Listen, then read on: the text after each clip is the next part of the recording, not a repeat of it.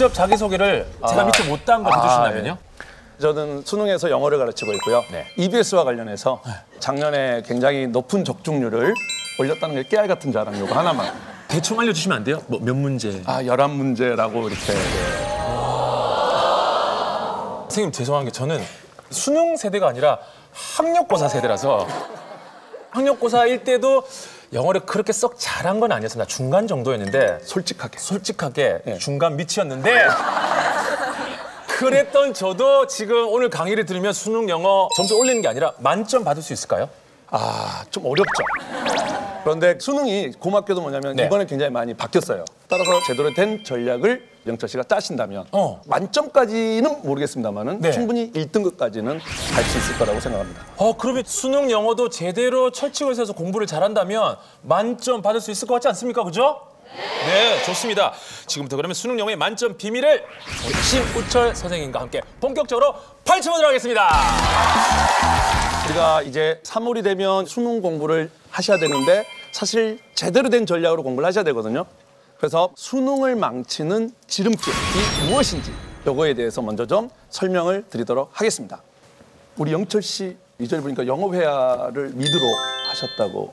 예, 그걸 여기 스타트 강쇼에서 얘기를 했죠. 미드로 공부를 했고 미드를 봐라. 네.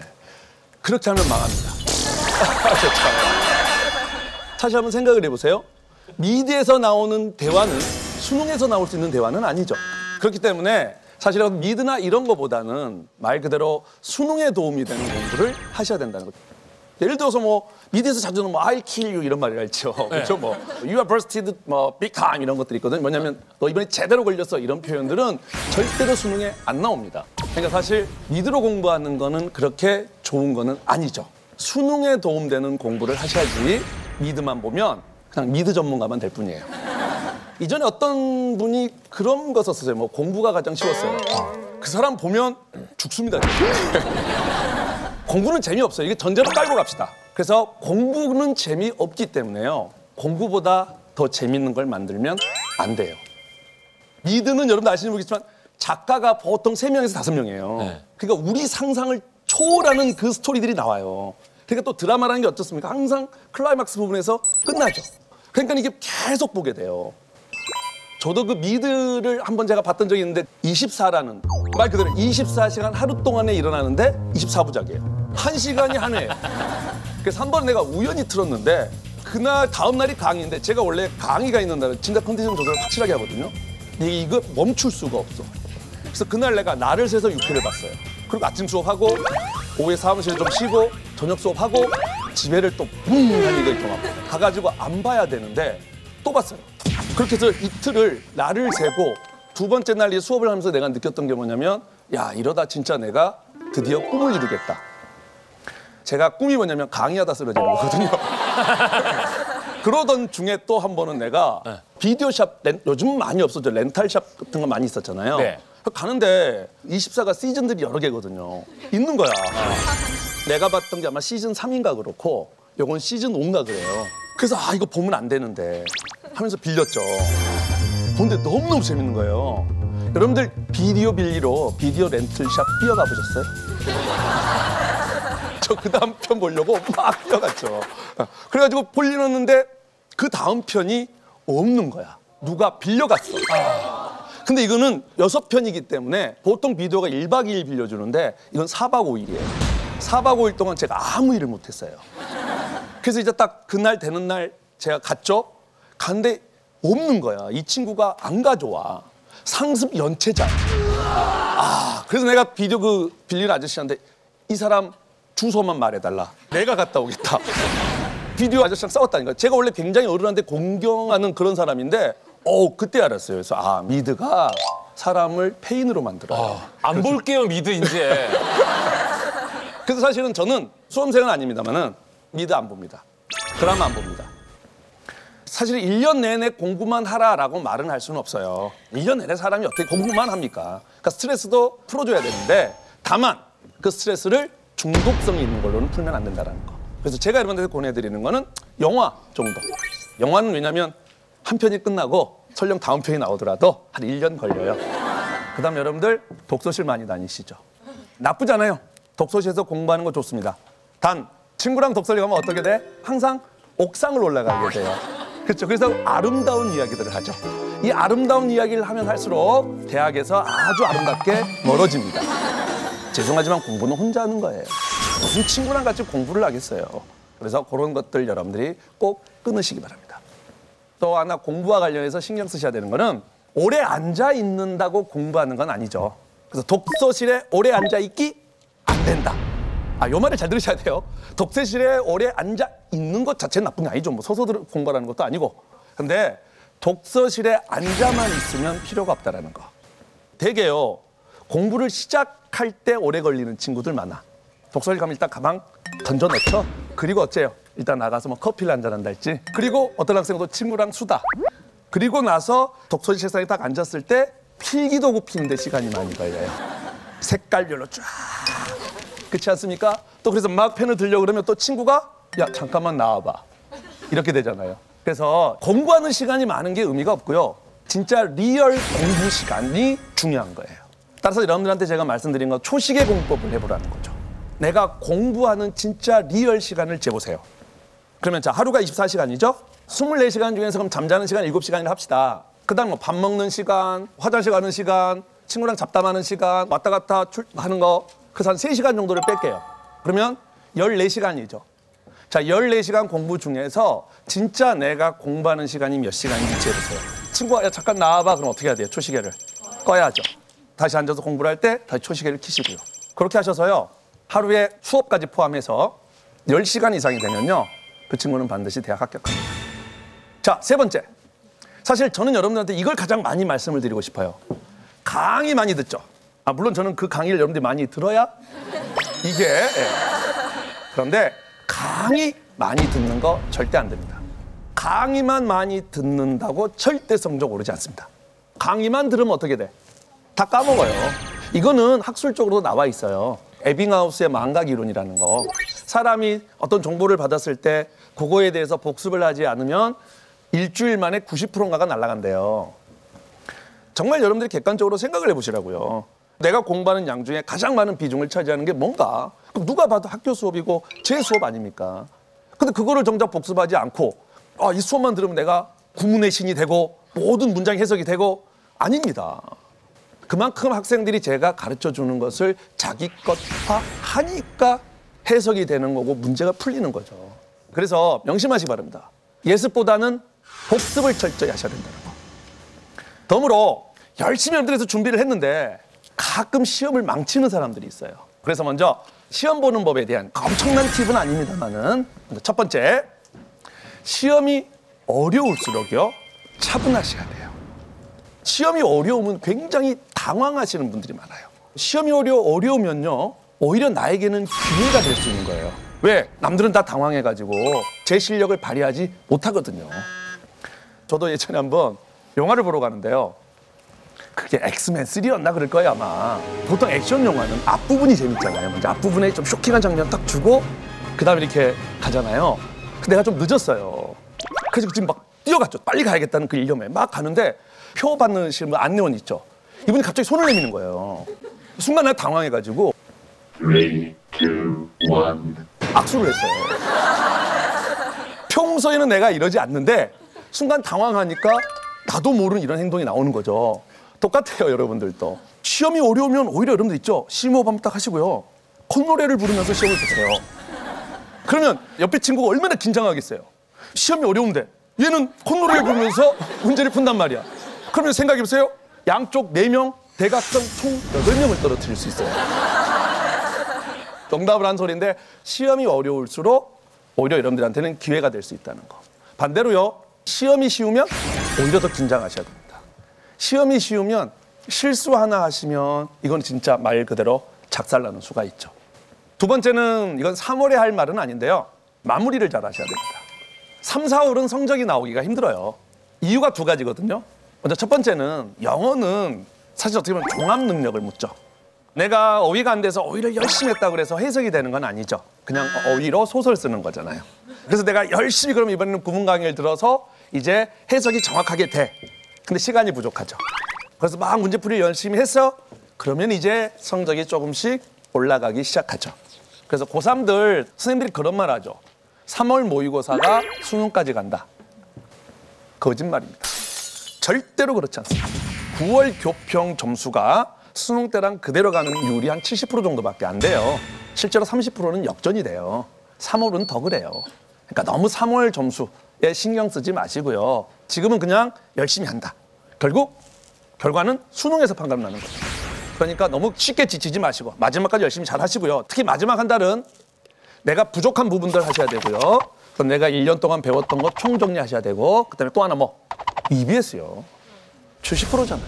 그러니까 나중에는 특히 나올 만한 것 중심으로 여러분들이 잘 공부를 하시면 되고 마무리 잘 해주시고요.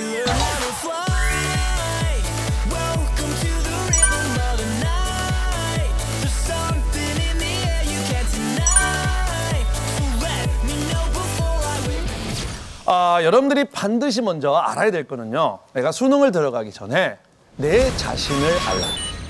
영어 9등급이 1등급처럼 공부를 하면 그거는 망해요.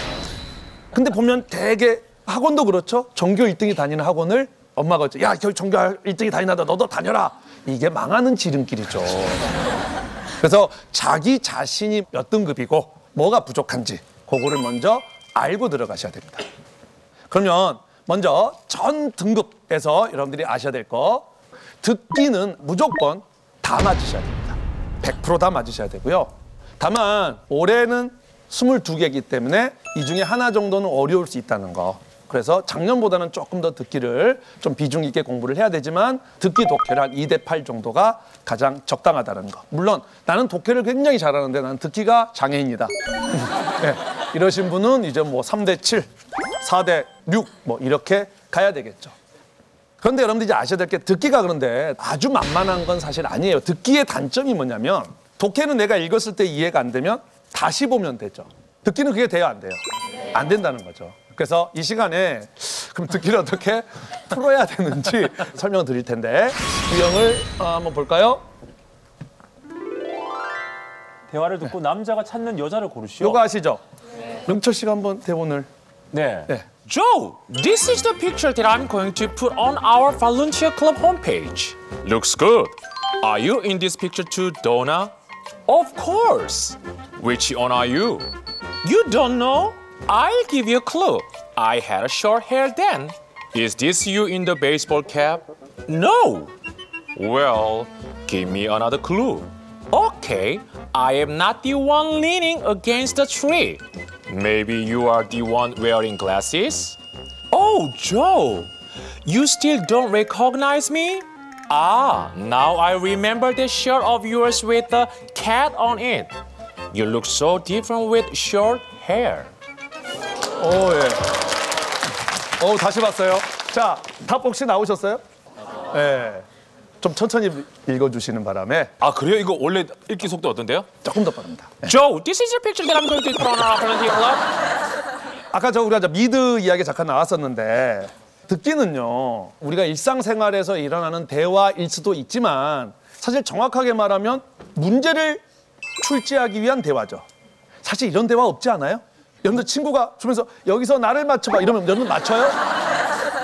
딱 보면 몰라. 딱 보면 알지. 안 그래요? 그쵸. 근데 여기 보세요. 계속 어째요? 뭐 1번 여자니? 아니. 어너더 클루를 줄게. 이런 말 하잖아요. 그리고 너 혹시 그럼 모자 쓰고 있니? 아니. 뭐 그렇죠. 그래. 맞추면 되지 그냥. 그렇죠. 네. 그러니까 이게 어떻게 보면 문제를 만들기 위한 대화라는 거죠. 그러면 다시 한번 그림을 보면 알겠지만 네. 그림 속에서 뭔가 그런 틀림없이 힌트를 준다고요. 다시 말하면 각 인물의 특징들을 잡아야겠죠. 근데 보면 일단 5번 여자는 삽도 있지만 네. 특징이 뭐가 있어요? 그죠, 머리가 길죠. 롱헤어죠. 그 다음에 2번 여자의 특징은 모자를 쓰고 있고, 그죠, 캡을 쓰고 있고요. 3번 여자는 안경을 쓰고 있죠. 아, 문제는 뭐냐면 1번과 4번 여자가 별로 특징이 없다는 겁니다. 그럼 그 다음에는 뭘로 가야 돼? 이제 동작으로 가야겠죠. 그냥 1번 여자 같은 경우는 나무에 기대고 있죠. 리닝 어게인스트 주의하고 있죠. 그리고 어때요? 대개 앞에서 답 줘요, 안 줘요? 안 주잖아요. 그러니까 노후담을 잘 들으셔야 돼요. 그런데 아까 어떤 학생이 나는 1번이었는데 라는 게 왜 그러냐면요. 한번 영철 씨 잠깐 스크립트 한번 이 부분 다시 한번 읽어주실래요? Well, give me another clue. Okay, I am not the one leaning against the tree. 됐어요? 우리가 듣기를 하다 보면 틀림없이 들었는데 뒤에 듣다 보면 앞에 걸 까먹어요. 그 실제로 들을 때는 I'm not the one이라고 그러는데 실제 들어보시면 not이 아주 강하게 발음이 안 돼요. 그리고는 오히려 막 반대 leaning against true는 굉장히 정확하게 발음을 해주고요. 이건 이제 함정이죠. 한마디로 엿먹어라 하고 넣은 건데 여러분들이 와 엿이다 하고 먹는 거죠. 여시다! 여시다! 그러면 이제 반대로 듣기에서 뭐를 여러분들이 주의를 하셔야 되냐면 함정을 주는 원리들을 여러분들이 잡아내셔야 된다. 그럼 방금 같은 것들 여러분들이 안 빠지시려면 사실 부정어 듣는 훈련들을 해야 되는 거고요. 연음을 잘 들을 수 있어야 된다는 거죠. 저도 옛날에 누나가 야 우철아 가서 빵하고 우유 사와 그러더라고요. 그래서 내가 알았어 한 다음에 바나나 우유를 사다 줬어요. 그러니까 누나가 만약에 야 빵하고 우유 사와 그랬으면 내가 사왔을 텐데 빵을 사와 이렇게 된 거예요. 우유 사와. 이게 연음이에요. 그러니까 먼저 각 유형별로 자주 나오는 단어들, 표현들 이런 거 익히셔야 되고요.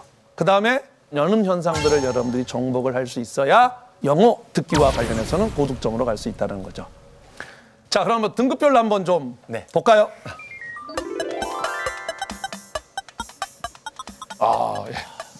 이게 지금 보시면 1등급은 뭐 당연하죠. 만점을 못 받아요. 네. 2, 3, 4등은 나는 기본은 되는데 라고 생각을 하시고 5등급부터 9등급까지 나는 문법이 안 돼요 라는 착각을 하신다고요. 그럼 과연 여러분들 진짜로 내가 문법이 안 돼서 5등급에서 9등급이 나오는 걸까요? 진짜 원인이 뭔지 한번 확인해 봅시다. 네. 7등급, 8등급, 6등급 맞으신 분 솔직하게 이야기합시다. 단어 돼요? 안 되잖아요. 여러분들 영어의 기본은 문법이 아니에요. 5, 6, 7, 8, 9등급 낮으신 분들이 되게 맨 처음 시작하는 게 뭐냐면 문법부터 막 보더라고요. 근데 생각해 보세요. 과연 그게 독해에 얼마나 도움이 되는지 진짜 한번 여러분들 스스로 잘 봐보세요. 아무 관련이 없잖아요. 근데 여러분들 보면 맨 먼저 스타트를 그것부터 시작하신다고요. 거기에 그리고 문법책에 나온 예문들 보세요. 진짜 어디 보면 저 이런 말이죠. 초딩들 예문이잖아요. 그거 공부한다고 내가 해석이 되는 건 아니죠. 우리가 문법 공부를 한 건 정확하게 말하면 두 가지로 나누셔야 되거든요. 문법을 맞추기 위한 거와 독해를 위한 문법이 나눠져야 되거든요. 독해를 위한 문법이란 건 뭐냐면 그게 구문입니다. 그러니까 구문이 돼야 되고 그 전에 돼야 되는 거는 어휘가 돼야 돼. 어휘를 잘못 알고 계시는 분들이 뭐냐면 어휘는 혼자 하는 거다 라는 생각을 특히 많이 가지세요. 어휘만 돼도 5등급은 안 맞아요, 수능은. 그럼 왜 안 되냐 이거예요. 해도 안 되니까 안 됐죠. 다시 말하면 어휘 딱 사면 어째요? 앞에 한 10페이지는 까맣죠. 계속 봤죠. 점점 보면 볼수록 어째요? 안 외워지죠. 그러니까 어휘가 이제 어떻게 하다 보면 중간에 그만두게 되죠. 그래서 트라이했다가 실패하고 트라이했다가 실패하고 이러는 거 아니에요. 제가 연대를 나왔는데요. 진짜 공부를 열심히 했거든요. 저는.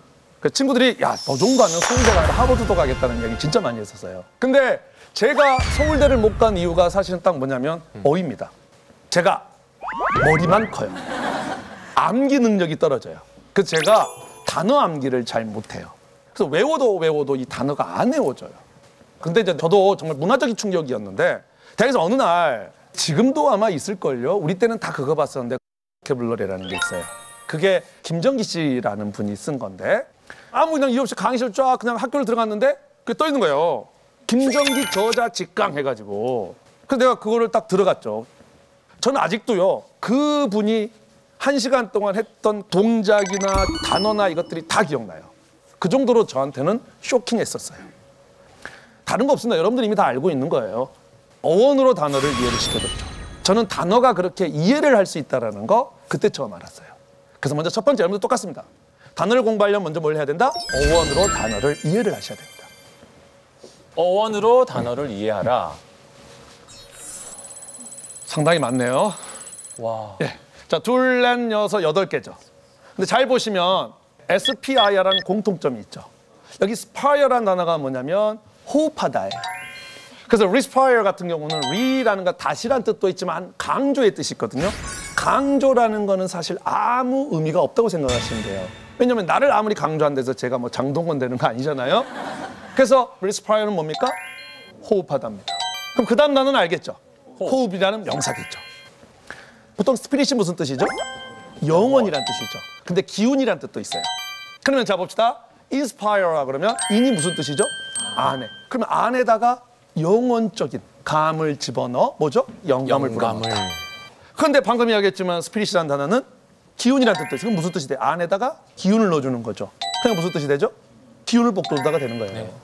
그럼 그 다음 단어 한번 보겠습니다. aspire 같은 경우는 대개 A로 시작하는 것들은 to의 뜻이거든요. 어디를 향해서 호흡하는 거죠. 여러분들 요즘 뭐 스마트폰 좋아하시죠? 근데 봤더니 내가 진짜 갖고 싶은 스마트폰이 있어. 그 다음 단어 conspire는 그럼 뭐냐면 con이 함께란 뜻이잖아요. 그럼 대개 함께 호흡하네요. 이게 뭘까요? 함께 호흡한다. 여러 명이 함께. 이게 무슨 단전호흡도 아니고 여러 명이 호흡한다는 게 이겁니다. 여러 명이 모여서요 말을 조용히 하면 호흡하는 느낌이죠. 조용히 야 이거죠. 그래서 음모를 꾸미답니다. 퍼라는 말은 끝까지란 뜻이 있어요. 그러니까 여기 있는 기운들이나 이런 것들이 끝까지 밖으로 나와요. 지금 제가 많이 흘리고 있는 거 땀을 흘리답니다. 익스파이어는 그대로 가시면 돼요. EX가 아웃이죠. 호흡이 끊어졌네요. 그러니까 죽답니다. 또는 카드가 죽었어요. 카드가 죽는 거 뭐예요 그러면? 만기가. 그렇죠. 만기가 됐다는 뜻이 그래서 되는 겁니다. 자, 그냥 막 외워서 깜지로 가는 것보다 이렇게 이해를 하고 두어 번만 다시 보시면 이건 평생 기억이 된다고요. 그래서 솔직히 저 스피릿하고 인스파이어하고 요 정도 빼고 단어를 다 몰랐었어요. 위스퍼레이션 이거 들어본 적이 없는데 지금 하면서 네. SPIR로 딱 묶어주니까 어원을 딱 묶어주니까 너무 쉬워졌어요. 지금 소름이 돋네요. 이렇게 먼저 단어를 이해해야 되는데 문제는 뭐냐면 이렇게 해서 이해할 수 있는 단어가 한정돼 있다는 거예요. 모든 단어가 다 이해가 되지는 않아요. 그럼 이제 그렇지 않은 단어들은 어떻게 할 거냐? 단어를 이미지화 시키라는 거죠. 여러분도 많이 들어봤을 텐데요. 연상이란 거 들어보셨어요? 뭐냐면 우리가 글자 정보로만 외우는 것보다는 두 가지 코드로 외우는 게 훨씬 쉽다라는 거예요. 그러면 우리가 글자 코드로만 외우기보다는 글자랑 그림을 같이 가면 더 쉽게 외워진다는 거죠. 예를 들어서 하나 좀 보여주실래요? 자, 그럼블이 무슨 뜻이죠? 불평하다입니다. 그렇죠? 그럴 때 포수가 이렇게 공을 봤는데 막 이쪽 저쪽에다 투수가 제대로 공을 안 줘. 야, 그럼블 주면 어떡해? 야, 그럼블 주면 어떡해 해서 그럼블 불평하다인데 이거를 같이 연상시키면 단어 외우는 것도 좀 재밌고요. 기억이 잘 된다고요. 그다음 이게 무슨 뜻이죠? 비틀거리다거든요. 그럼 스태거 하면 여러분들 무도회장에 스테이지에서 걸이었죠. 춤추면서 비틀거리는 거죠. 아, 스테이지에 걸에서 스태거. 이해되십니까? 네. 세 번째가 진짜 좋은 단어인데요.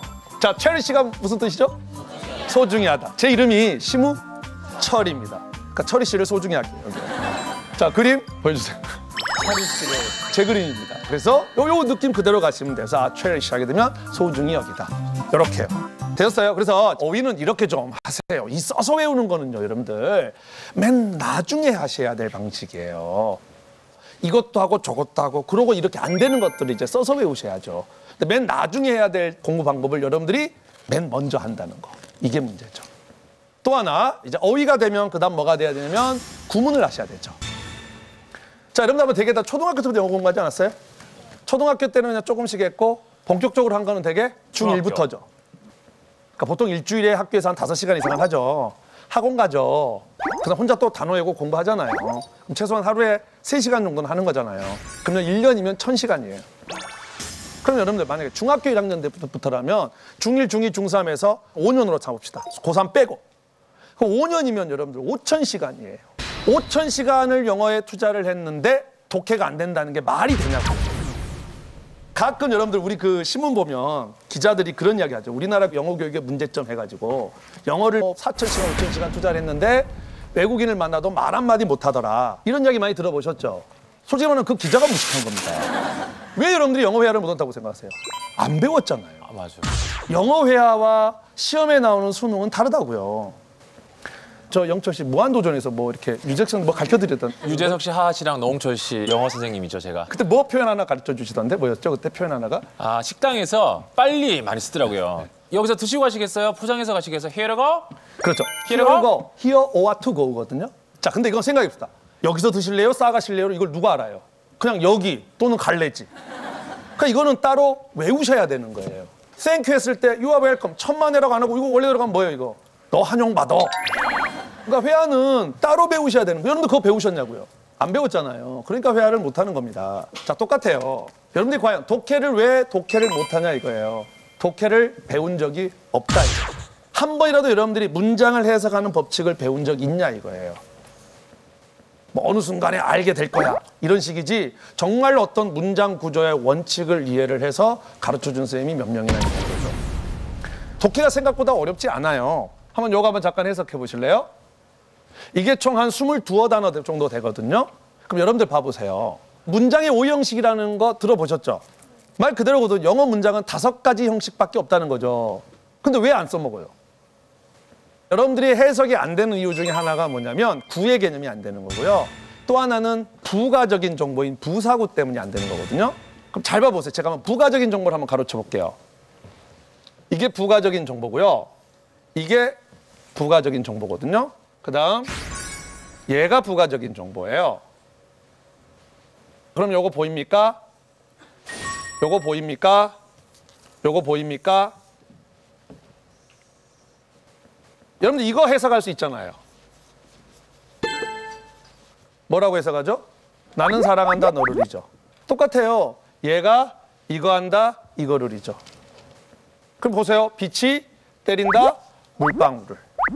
원래 요 문장은 요거였거든요. 여기가 when이고요. 그 다음 여기가 this may appear거든요. 그럼 보세요. 자, 빛이 때리죠 물방울을. 그럴 때 이것은 아마 나타나요. 영철 씨, 이것이 뭘까요? 무지개. 그렇죠. 고마워. 그럼 보세요. 이게 맨 처음에 여러분들이 안 보였던 이유들은 이런 것들 때문이죠. 이런 게 다 뭐냐면 부가적인 정보거든요. 요거 뭐죠? 전치사죠. 요거 뭐죠? 전치사죠. 요거 뭐죠? 전치사죠. 전치사 뒤에는 뭐가 나오죠? 항상 명사라는 놈이 나오죠. 요것만 이렇게 가로쳐줘도요. 문장들은 보이기 시작한다는 거죠. 그러니까 다시 말씀드려서 I love you를 해석할 수 있으면 요 문장을 해석할 수 있어야 되고요. 왜냐면 영어는 항상 위치가 정해졌어요. 맨 앞에 뭐가 나와요? 항상 주어. 그 다음 뭐가 나와요? 동사. 그 다음 만약에 삼형식 다음 뒤에 뭐 나와요? 목적어 나오는 거죠. 우리는 안 그러잖아요. 영어는 위치가 달라지면 의미가 달라져요. 제가 김태희를 좋아해요. 그러면 심슨 러브스 김태희죠. 근데 이게 순서를 바꿔서 러브스 심슨 김태희 하면 이건 문장이 안 되죠. 김태희하고 심슨을 바꾸면 너무 훌륭한 문장이 되고요. 근데 우리나라 말은 보세요. 다 되죠. 나는 사랑한다 김태희를 사랑한다 나는 김태희를 사랑한다 김태희를 나는 다 되죠. 그래서 사실 해석을 그런 식으로 법칙을 잡아서 가셔야 되는 거지 무슨 우리가 원어민입니까?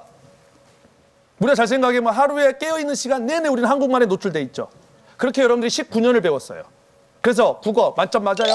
아니잖아요. 우리는 법칙이 필요가 없어요. 왜? 그 법칙들이 몸에 체득화가 되어 있죠. 근데 영어는 여러분들이 잠깐 짬 시간 내서 하루에 2시간, 3시간 공부를 해야 되는 것이에요. 그렇기 때문에 미안하지만 몸에 체득화가 안 돼요. 그러니까 영어를 영어답게 배우시면 안 되는 거예요. 그래서 자꾸 어떤 독해에 대한 나만의 법칙들을 먼저 익히시고 그거를 내 것화시켜서 자꾸 연습을 해야 한다는 거죠.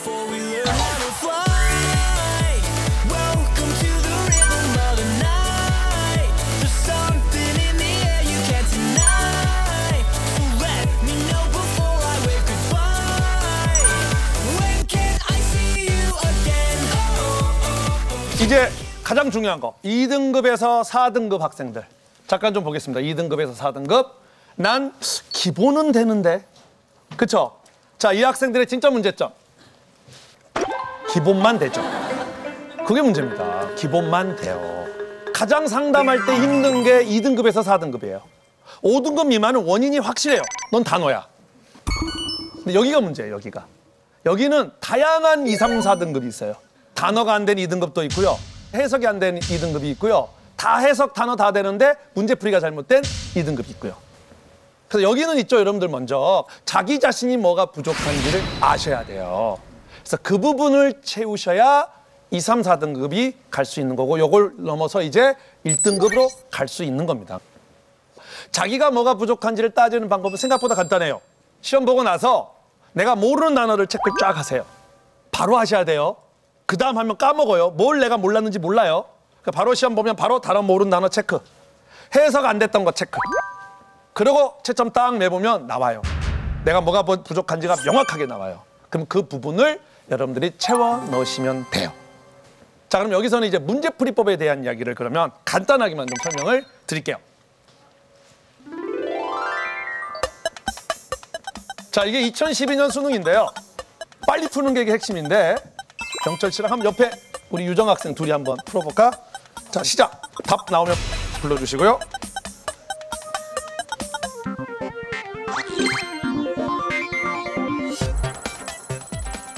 자, 답 나오셨으면 손 들어주세요. 영철 씨.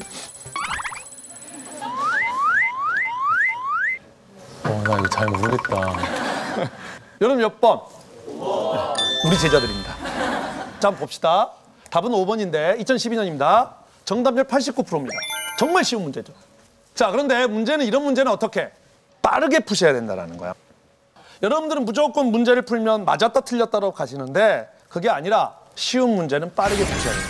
그럼 이건 진짜 말 그대로 10초에서 15초 만에 풀어버리셔야 돼요. 그러면 어떻게 푸느냐 한번 볼게요. 밑에 한 두세 줄 빼고 앞에서부터는 빠르게 읽으셔야 돼요. 단어 중심으로. 해석을 하시면 안 돼요. 내가 보니까 영철 씨가 해석하시려고 하시더라고요. 사실 그러면 안 되는 거예요. 그냥 빠르게 읽으세요. 자, 그랬을 때 한번 보이는 단어들이 있어요. 네. 자, 두 번째 줄 보면 terrifying experience가 있죠. 어떤 무시무시한 경험. 특히 잘 보세요. 두 번째 줄 맨 끝에 사실은 beach, 해안가가 핵심입니다. 강이나 해안가 나오면 뻔해요. 누가 빠져 죽는지만 보면 돼요. 빠져 죽으려고 하면 이건 무조건 뭐고요. 뭐 urgent나 여기처럼 frightened가 답이 되는 거고요. 누가 빠져 죽는 게 아니면 뭔가 피스풀이 되는 거거나 아니면 뭐 글루미가 되거나 그렇죠. 그 다음에 네 번째 줄 갑자기 서든 칠이 나오고 특히 다섯 번째 줄에 갑자기 사고는 갑자기 나죠. 네. 그래서 그 다음 줄 보면 라이프 가드가 스크림한다. 여기서 끝나는 거죠 벌써. 그러면 아까 몇 초 정도에 풀어야 된다고요? 10초에서 한 15초 정도면 훈련하시면 돼요. 저는 몇 초 정도 걸렸어요? 여기 있습니다.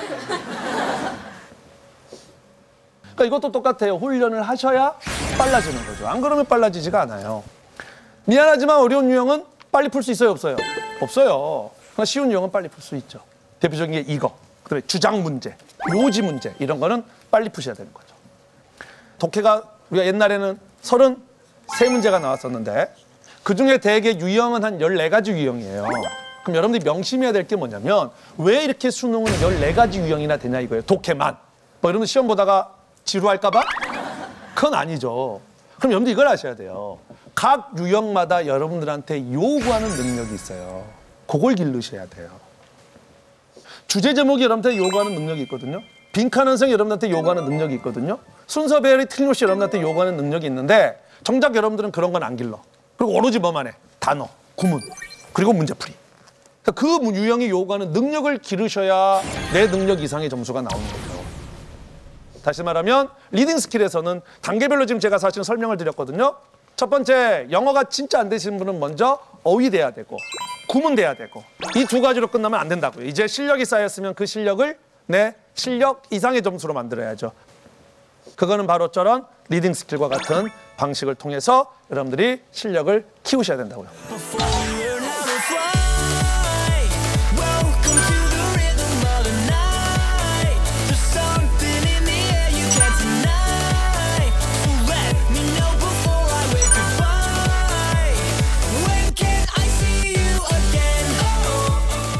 자, 1, 2등급 한번 보겠습니다. 자, 1등급 뭐 만점을 못 받아요. 잘하는 건데. 근데 사실 어떻게 보면 이제 1등급은 진짜 완벽한 공부를 하셔야 되는 거죠. 그 왜 만점을 못 받을까요? 만점 법칙을 모르니까 그러는 거죠. 1등급을 맞는 학생인데 내가 90점 초반을 맞는 학생은 되게 어디서 많이 틀려요? 빈칸하고 어법이죠. 그럼 그 부분을 집중적으로 공략하셔야 돼요. 그리고요, 1등급을 맞기 위해서는 만약에 수능 역이라 그러면 그 이상의 공부를 하셔야 돼요. 근데 항상 거기에서 조금 부족하다는 거죠. 그러니까 먼저 가장 중요한 거는 어려운 어휘도 좀 많이 외우시고 어려운 구문도 많이 하시고 그 다음에 내가 약한 거, 특히 뭐 어법이나 빈칸 완성 같은 것들을 정확하게 여러분들이 맞출 수 있도록 하셔야 된다고요. 특히 어법 같은 거 한번 잠깐 보시면요. 문제 풀라고 안 할게요. 자, 요게 2012년 수능인데요. 한번 보시면 답이 1번이었거든요. 이게 근데 정답률이 40% 정도밖에 안 됐었어요. 1번 잠깐 보시면 was placed죠. 그럼 대개 요거 딱 나왔을 때 대부분 쌤들이 BPP 나오면 뭐 생각하라 그러죠? 수동 생각하라 그러죠. 그렇게 생각한 사람들이 작살났던 문제예요. 이렇게 밑줄 쳐지면 뭐 생각하라 항상? 수의 일치, 능동수동 생각하라. 그러면 뭐냐 수의 일치니까 주어를 잡으셔야 돼요. Possible Technical Solutions죠. 그러니까 was예요, were예요? were가 사실은 굉장히 쉬웠던 문제입니다. 그러니까 어법은 여러분들 어떻게 접근하셔야 되냐면 뭐를 묻는지를 봐라. 그런 이야기 많이 하죠. 그렇죠. 뭐를 묻는지를 봐야 되는데 문제는 뭐를 묻는지를 모른다는 거죠. 그래서 항상 그거를 시스템화 시키셔야 돼요. 항상 동사에 밑줄 쳐지면 수에 일치하고 능동수동을 생각한다. 예를 들면 이런 시스템화가 되셔야 되는 겁니다. 그래야 어법 문제를 맞출 수 있는 거죠. 자, 이렇게 해서 등급별로 우리가 어떻게 공부를 해야 되는지에 대한 설명을 드렸고요. 사실 등급별로 설명했지만 결국 영어의 모든 분야에 대한 공부법을 설명드렸습니다.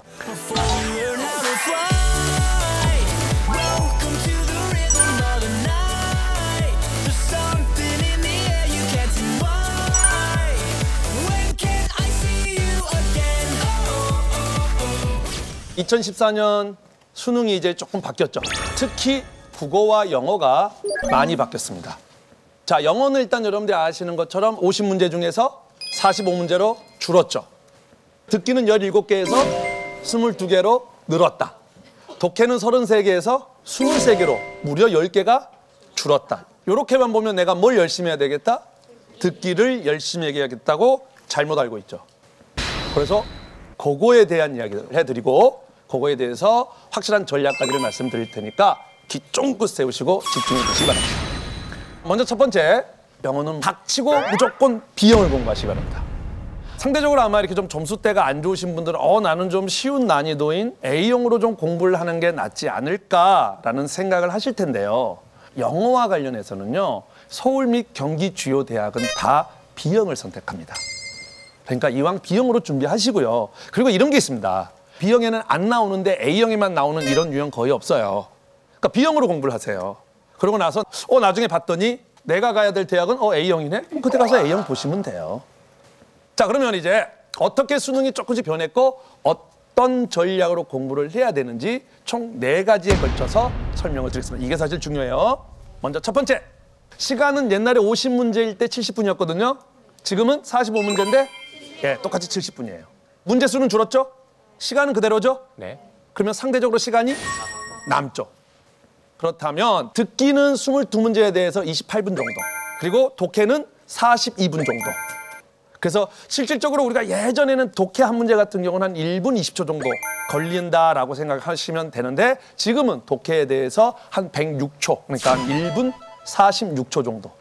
그러니까 훨씬 많이 늘었죠, 독해가. 그렇다고 한다면 시간은 상대적으로 덜 부족할 확률이 높아요. 두 번째, 이미 여러분들 알다시피 듣기 비율이 증가했죠. 그러니까 듣기를 굉장히 열심히 해야 될 것 같지만 결국 판가름은 독해에서 납니다. 이게 가장 중요한 이야기예요. 왜냐, 여러분들 2013학년도 듣기 17문제였을 때 듣기 평균 정답률이 혹시 몇 프로인지 아세요? 1번부터 17번까지 평균 정답률. 90. 수업 들었구나. 정확하게 말하면 89%. 더 쉬웠던 건 언제나 2012학년도. 평균 정답률 93%. 그러니까 지금 듣기가 굉장히 쉬워지고 있어요. 그러면 생각해 봅시다. 지금 니트로 바뀐 거 아니죠? 수능이라는 테두리죠. 그렇다고 한다면 설령 수능이 바뀌었다고 할지라도 갑작스러운 변화를 좋아하지 않아요. 물론 올해 작년보다는 듣기가 조금은 어려울 겁니다. 그러나 확 어려워질 수는 없다는 거죠. 그러니까 듣기 22문제고 독해가 23문제니까 거의 50대 50이죠. 그러니까 내가 듣기를 50, 독해를 50에서 5대 5로 하면 할수록 대학에서 멀어지는 거예요. 자. 그리고 하나 더, EBS 연결 몇 프로? 70%. 70%. 맞죠? 여러분들 알고 있죠? EBS 연결 70%가 올해도 지켜집니다. 작년에 듣기는 연계율이 몇 프로? 100%입니다. 17문제가 다 EBS 지문에 나왔었어요. 이걸 모르더라고, 학생들이. 그 전년도 2012학년도 듣기 연계율 100%입니다. 다 EBS 지문에서 나왔어요. 그런데 이제 문제는 뭐냐? EBS 70% 내면 난이도는 어떻게 돼요? 변별력은 없어지는 거죠. 이거 영어 실력하고 상관없이 그냥 암기 테스트밖에 안 되는 거잖아요. 근데 변별력은 갖춰야 되죠. 그러니까 가장 만만한 게 듣기죠. 듣기는 100%. 대신 독해는 낮추는 거죠. 그래서 독해가 한 54% 정도 돼요. 그러면 올해는 듣기가 22문제입니다. 최소한 20문제에서 21문제, 많게는 진짜 22문제까지 다 EBS랑 연결을 시킬 확률이 높아요. 듣기는 기본적인 걸 알고 EBS 중심으로 가시면 되고요. 나는 수능에서 듣기를 2, 3개 이상 틀렸다 하시는 분은 진짜 여러분들 스스로 거울을 보면서 스스로 멱살을 잡으셔야 돼요. 왜냐면 이건 정말 전략이 잘못됐다는 소리거든요. 세 번째, 독해가 중요한 이유 또 하나가 있습니다. 배점. 독해가 줄었죠. 정확하게는 문제가 줄었죠. 그래서 3점짜리 문제가 많아졌다는 거죠. 그러니까 한 문제를 틀리면 이게 치명적일 수 있다는 거죠. 그럼 3점짜리란 건 결국 뭐예요? 어려운 문제들이죠. 어려운 문제들. 그래서 결국은 독해 실력이 굉장히 중요하다는 거 여러분들이 알고 있으셔야 돼요. 그래서 네 번째, 되게 EBS 공부를 하라 그러면 어떻게 하냐면 문제 풀죠. EBS가 이제 많이 중요하다는 걸 아니까 이렇게 두세 번씩 많이 푸는데요. 사실 두세 번씩 푼다는 게 쉬운 이야기는 아니에요. 잘 생각해 보면. 왜? 보통 EBS가 독해만 1200문제에서 1300문제거든요. 1200문제만 돼도 10문제 정도 풀고 복습하고 하는데 한 1시간 정도 걸리죠. 그럼 1200문제면 120시간이에요, 120시간. 적은 시간이 아니에요. 그럼 2번 정도 봤다? 처음보다는 물론 시간이 줄었겠지만 그래도 한 200시간 이상은 걸린다는 소리예요. 그럼 200시간이면 생각해 보세요. 1년에 3분의 2 정도를 EBS에 1시간씩 투자해야 되는 거잖아요. 그러니까 쉬운 이야기는 아니에요. 근데 특히 EBS와 관련해서 여러분들이 명심하셔야 될 것 중에 하나가 뭐냐면 그냥 문제만 풀치면 안 되고 기억이 나야 되는 거죠. 만약에 내가 시험을 푸는데 EBS 지문이 나왔다고 합시다. 아, 내가 이거 어디선가 많이 봤는데 일단 이렇게 맨 마지막 줄 아, 이거 EBS야. 그리고 답 4번. 이건 의미가 없다는 거죠. 시간 다 소비했잖아요. 거기 아니라 어떻게 하셔야 돼요? 첫 번째, 두 번째 문장 딱 보는데 아, 이거 EBS 답 4번. 이렇게 가셔야지 EBS 문제들이 시간이 줄겠죠. 그러면 거기서 확보한 시간을 내가 어디다가 어려운 문제 투자할 수 있는 거지. 영어는 시간이 중요합니다. 사실은. 그래서 내가 시험을 딱 보고 나서 문제를 풀고 가장 좋은 건 5분에서 7분 정도가 남는 게 가장 좋아. 우리의 로망이지. 근데 물론 잘 남진 않겠지만 그러니까 그러려면 뭐냐? 물론 여러 가지가 있죠. 독해를 빠르게 해야 되고 뭐 이런 것도 있지만 충분히 우리가 EBS 대비를 잘해주면 거기서 시간을 절약할 수 있다는 거죠. 그러니까 EBS는 그렇게 대비를 하셔야 됩니다. 평소에는 이렇게 하세요. 구문 복습을 뭘로 하시면 돼? EBS로 하세요. EBS로 해석 연습하세요. 하고 맨 나중에 내용 요약을 내 손으로 해보세요. 내 손으로 적은 것들은 좀 기억이 잘 나잖아. 그렇게 하세요. 그런 다음에 7, 8월 넘어가면서 어떻게 해? 어쩔 수 없이 외우셔야죠. 만약에 올해는 한 12문제 정도가 독해 나온다 그랬을 때 EBS가 12문제 중에 한 내가 8문제에서 7문제만 그런 식으로 빠르게 풀어도요. 시간이 확 줄어요. 그럼 그거를 내가 어려운 문제에 투자할 수 있다는 거죠. 그걸 여러분들이 잘 신경 쓰시면 됩니다.